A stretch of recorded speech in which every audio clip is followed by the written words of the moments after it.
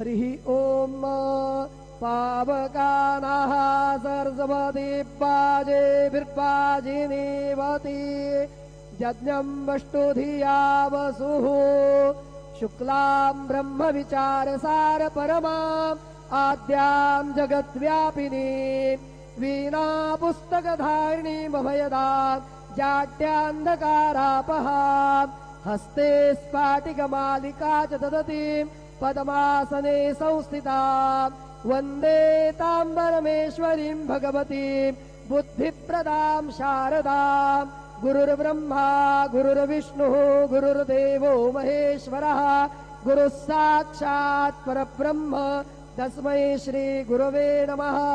सद्गुरु साईनाथ देवताभ्यो नमः। सायं पूजा परिपूर्णार्थे विलेपनार्थे चन्दनं समर्पयामि। श्रीगण्डं चन्दनं दिव्यं गन्धं